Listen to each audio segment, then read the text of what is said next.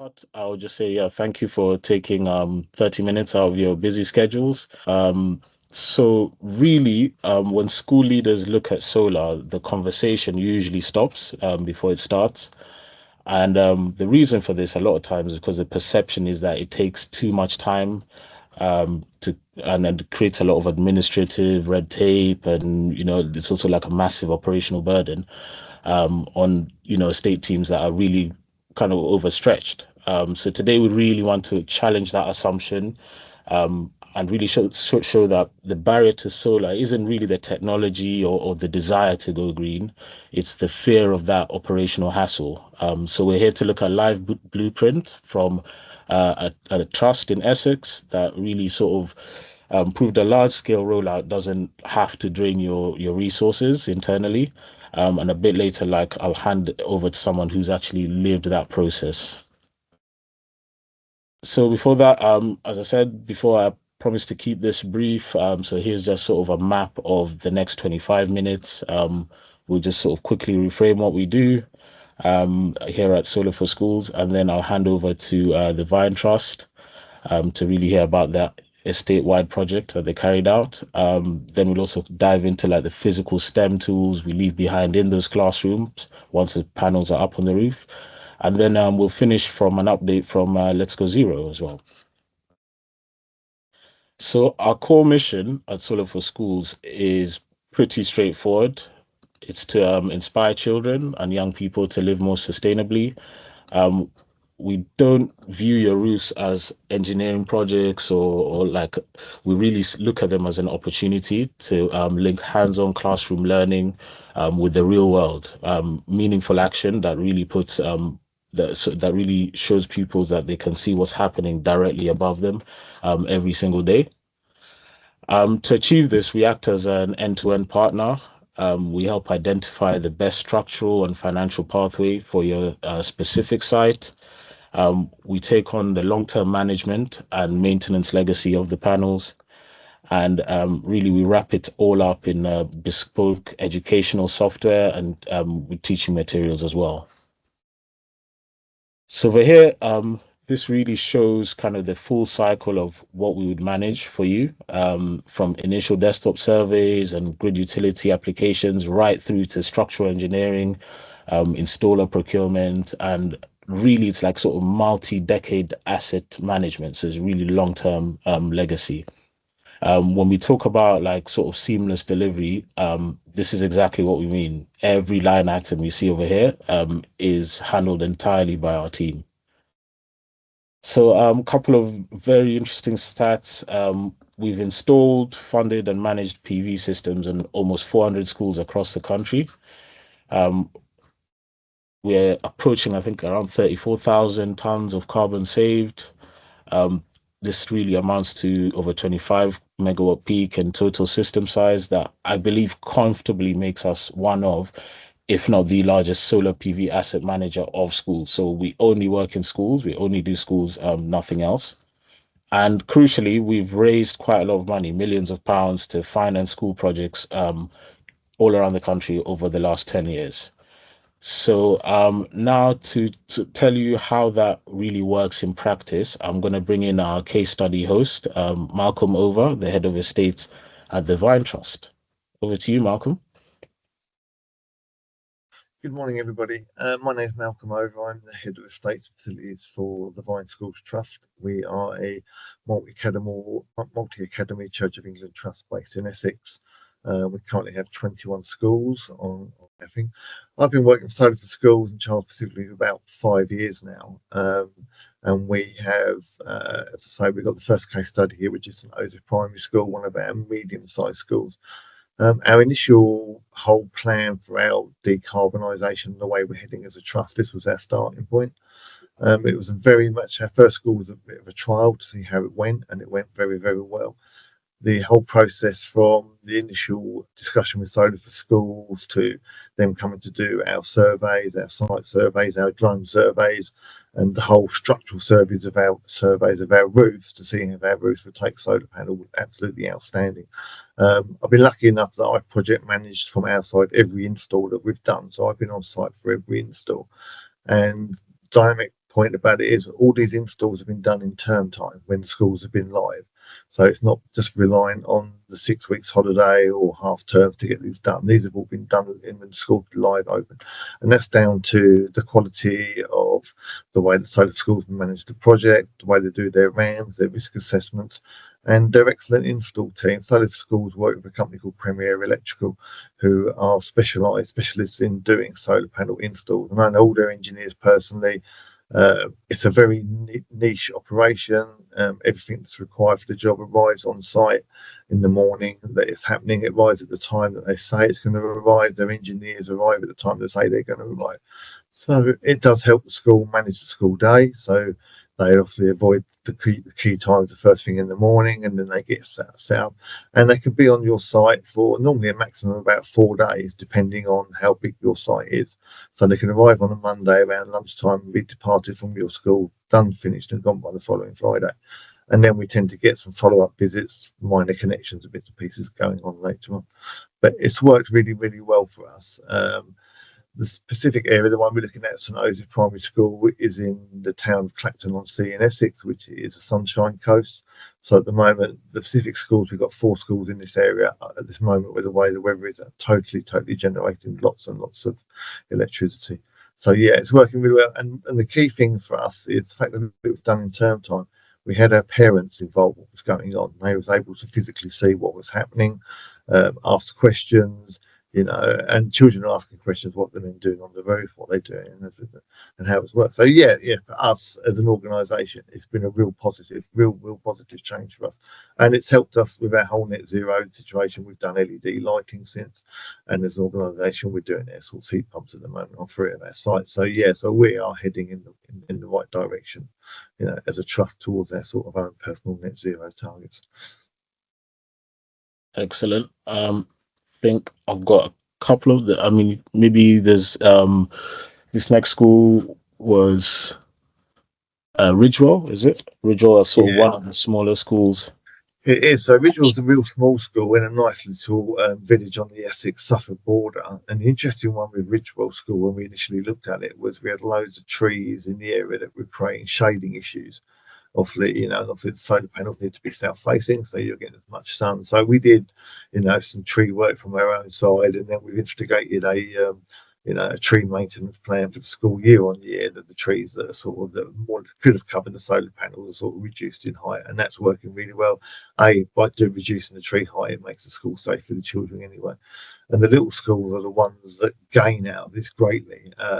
We're finding that the solar that the little schools are generating are more or less covering their total operating, costs during the day. There's draining loads of generators. There's not many pupils at Ridgewell, so I think there's 5 classrooms there, so it's not much, very big. So yes, the amount of solar we've got on the roof at Ridgewell, and the Ridgewell install was actually done in 3 days. So, and that doesn't, it's hard to see from the picture how big it is, but yeah, 3 days from arrival to installation done and gone. So yeah, it works really, really well for us. Okay. And I don't know whether you can say a little bit about sort of after the installation, in terms of asset management. Have you had any issues? And if you have, like, how are No, they sorted? no, it's great from us because I have personal access to our own portal that's off of the Solar for Schools website, so we can get our own data and see what's going live at any one time. And some of the data that's on there helps us do our DECs at the end of the year. So display energy certificates, the data on there allows us to do that. I've also personally been involved with the educational visits that take place at the school. And that's quite interesting to see the education side of solar schools come in, explain to the children about solar panels, how they work, ask them what's on the roof. And then obviously we've got the Google images and we've got the drone images of the install, so they can physically see what's done. And that's really good because they get a better understanding. It's the generation we've got ahead of us now that this is their future. It's vital that we sort of encourage that future, and it's been really good. No, it's really good that the whole aftercare as well. I mean, we're getting contacted, fairly weekly about things that are going on, and the fact that the system is monitored 24/7. That if ever there's an issue out of hours, Solar for Schools are aware of it. we get emailed about it, so that we're aware of it. And we've had recent issues where we've had power outages in local areas, and so the schools straight away know that the panels have gone offline because there's been a fuse tripped or something in the fuse board.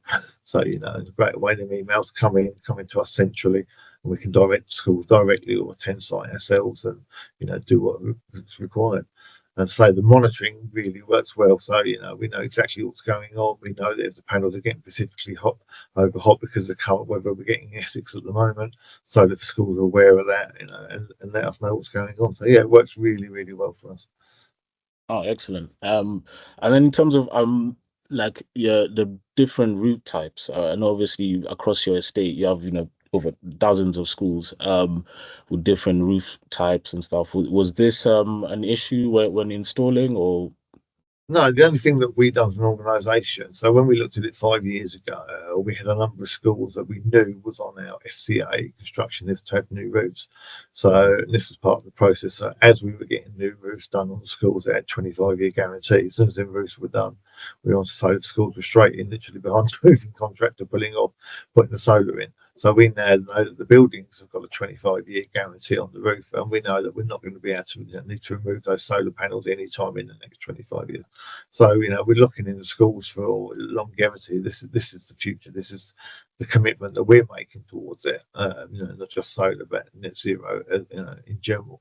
So yeah, it really, really works. And again, it's been lots of communication, lots of visits. I've personally dealt with Charles lots and lots of times on various site visits, plus the other people, other staff at solar for schools. Excellent, excellent. Yeah, no, thank you very much for that. I think that sort of concludes the case study section, but I'm sure if anybody has any questions, please pop them in the chat, and then we can address them sort of when we finished the presentation. But thank you for that, Malcolm. Now, sort of you've heard about like sort of how the panels are installed, but it's really what happens after the installation that really defines our core mission. It's all about learning from your buildings and not just inside them. We don't just put like the technology on the roof and walk away, as you've heard Malcolm say. We turn the entire estate into a living STEM asset. And as you can see here from our 2025 numbers, we've reached over 178,000 pupils who now have access to our bespoke educational tools, with over 33,000 directly engaged via physical workshops. On average, our schools reduce their overall electricity consumption by 30% post installation. And this is simply because the children become actively engaged in energy efficiency. So as Malcolm mentioned earlier, we have this portal. We provide the teachers with this like portal that's completely free.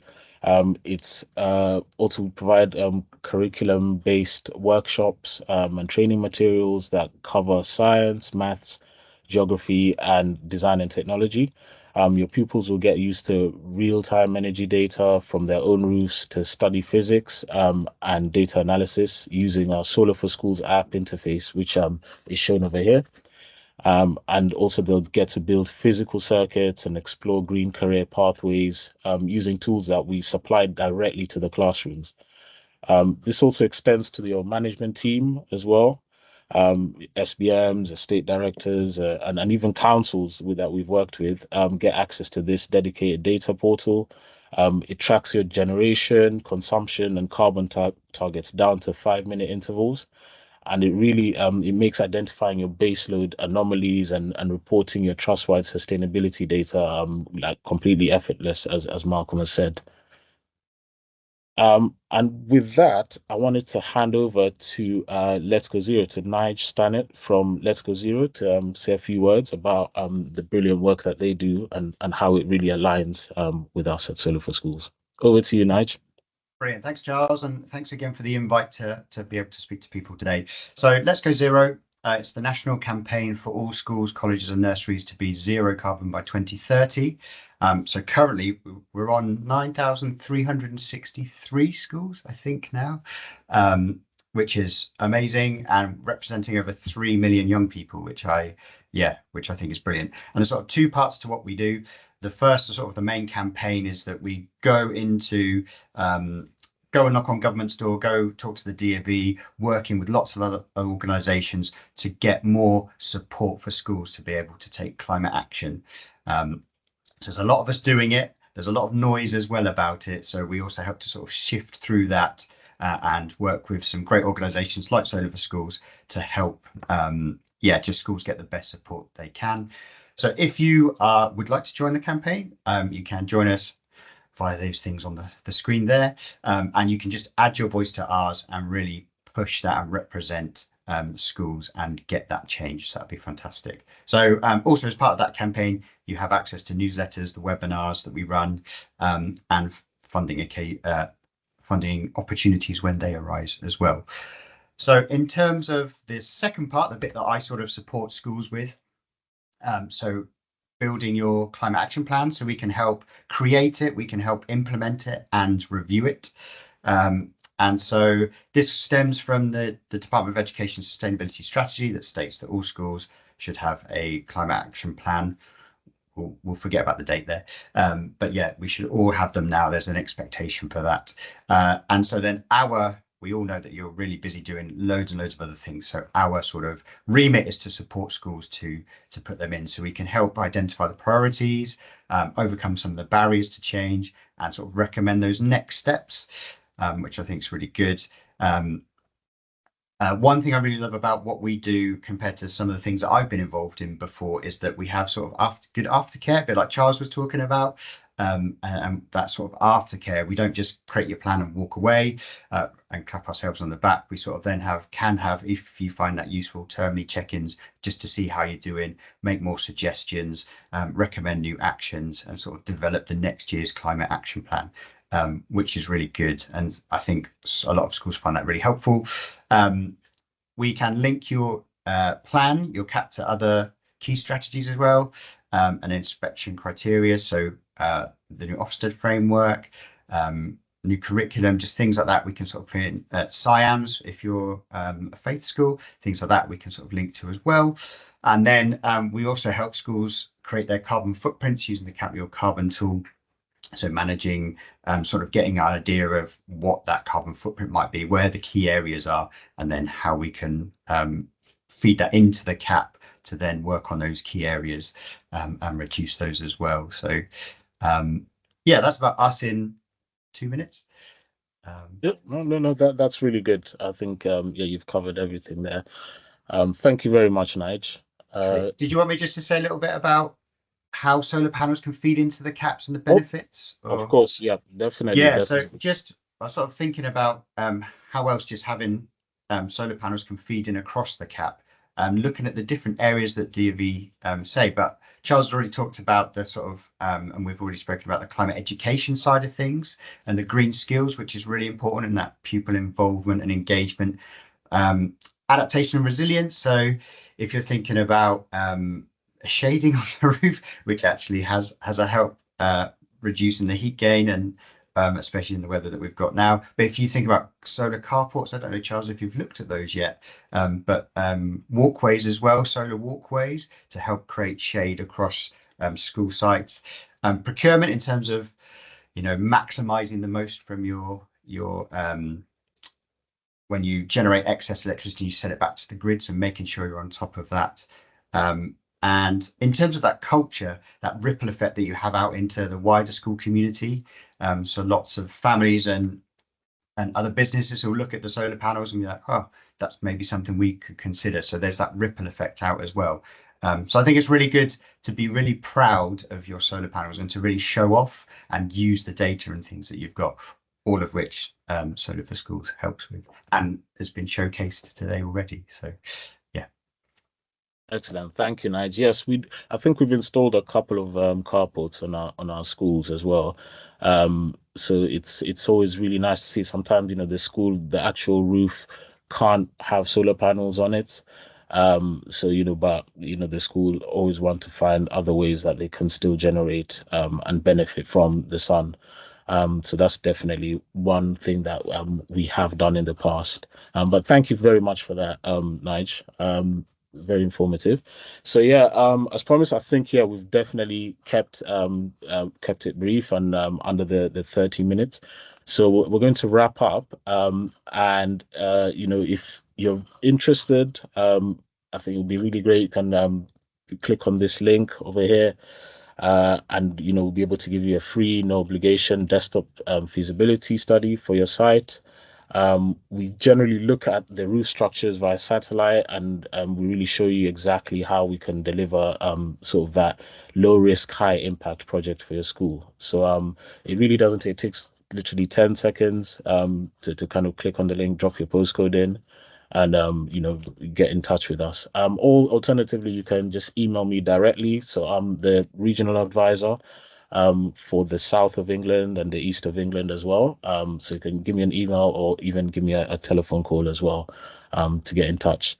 So I think thank you very much for your time today. Let's see whether do we have any questions in the chat? Will we be receiving the slides? Yes. I can send over the slides after this as well. And from Liz, she apologizes for being a little late. No worries, Liz. There's a recording, so we can send that over to you. But she'd like to ask Divine, Malcolm, what was the main initial goal? Was it to save money or to decarbonize?